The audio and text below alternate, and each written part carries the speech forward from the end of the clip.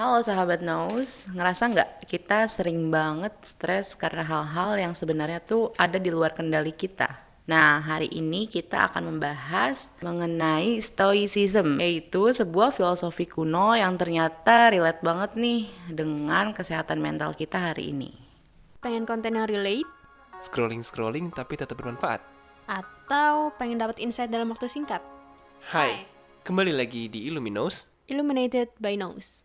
Stoicism berasal dari filsafat Yunani kuno dan para tokohnya seperti Marcus Aurelius, Epictetus, sampai Seneca. Mereka punya prinsip utama bahwa kita harus fokus pada hal yang ada di kendali kita, sedangkan lepaskanlah hal-hal yang ada di luar kendali kita. Dalam psikologi modern, ini mirip banget nih sama konsep acceptance atau penerimaan. Alih-alih kita musingin apa yang terjadi, lebih baik kita nerima kenyataan yang ada. Kita belajar berdamai dengannya. Biar gampang, coba deh kamu bayangkan. Kamu lagi di jalan nih, terus tiba-tiba hujan. Nah, kamu punya pilihan, boleh mengeluh, kesal, marah-marah, tapi hujannya tetap turun deras nih. Tapi kamu punya pilihan lainnya juga loh. Kamu bisa aja berteduh dulu atau pakai payung, nunggu hujannya selesai, baru deh kita jalan lagi. Jadi semua pilihan kan ada di tangan kamu. Nah, stoicism itu membantu kita untuk menghemat energi emosional kita nih. Capek kan marah-marah terus? Kita diajarkan untuk memilah nih, kapan kita harus merelakan dan kapan kita harus mengusahakan suatu hal. Prinsip stoicism yang bisa kita terapkan dalam kehidupan sehari-hari. Yang pertama, ada yang namanya dikotomi kendali. Hal ini meminta kita fokus pada hal yang bisa kita kendalikan, yang bisa kita kontrol, seperti reaksi, lalu usaha kita, dan ini juga termasuk pikiran diri kita sendiri. Yang kedua, premeditatio malorum. Hal ini berkaitan dengan kita harus membayangkan skenario terburuk nih, tapi bukan untuk pesimis ya, lebih kepada mempersiapkan mental kita. Yang ketiga, memento mori. Ingat kematian, tapi hal ini bukan membuat kita takut, namun untuk memahami bahwa hidup adalah bermakna. Nah, semua hal ini dapat memperkuat mental resilience kita. Nah, mulai berasa kan walaupun stoicism ini berasal dari ribuan tahun yang lalu, namun kayaknya ini masih relate deh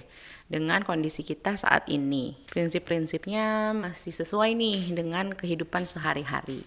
Terutama kalau sahabat Nose lagi ngerasa stres, overthinking, atau kecewa dengan suatu hal. Misalnya saat sahabat Nose gagal mencapai suatu hal yang diinginkan. Stoicism mengajarkan kita untuk bilang, aku sudah berusaha tapi hasilnya di luar kendaliku. Pahami bahwa stres dan kecewa yang berlarut tidak akan merubah hasil yang didapatkan. Atau ketika orang lain memperlakukan kamu dengan buruk nih, kamu bisa memilih untuk tidak mereaksi secara berlebihan kepada mereka. Karena kamu sadar bahwa reaksi kita adalah kendali kita sendiri dan kita perlu menyadari bagaimana kita bereaksi terhadap suatu hal. Kamu bisa memilih untuk tidak merespon dengan emosi yang sama. Karena pada dasarnya kalau kita api ketemu api, akhirnya ini bisa menyulut api yang lebih besar. Jadi kita perlu mengelola dan bertindak dengan sadar bagaimana reaksi kita. Kuncinya tetap tenang saat keadaan kacau, belajar menerima, dan yang terakhir fokus pada diri kita, bukan fokus pada hal-hal yang ada di luar diri kita. Dengan sudut pandang seperti ini, kita jadi lebih stabil secara emosional,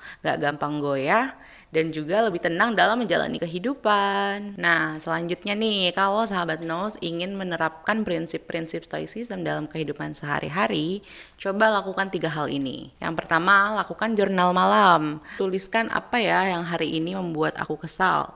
Atau mungkin bisa dimulai dengan hari ini emosi apa saja yang aku rasakan. Lalu, misal kalau ada emosi kecewa, marah, kira-kira apa yang membuat aku merasa seperti itu. Nah, lalu tanyakan kepada diri, hal itu bisa aku kontrol atau tidak ya. Yang kedua, lihat sesuatu dengan perspektif yang lebih luas. Contohnya nih, kadang kita ngelihat orang sukses, tapi kita perlu lihat kembali nih, kita nggak mengetahui struggle apa yang dia lalui. Tiba-tiba kita hanya melihat hasil dari kesuksesannya. Yang ketiga, bereaksi dengan sadar. Saat emosi mulai naik, stop sejenak. Berikan jeda lalu tanyakan kepada diri, apa ya respon terbaik yang bisa aku berikan saat ini? Lalu bagaimana dampaknya dari respon yang aku berikan?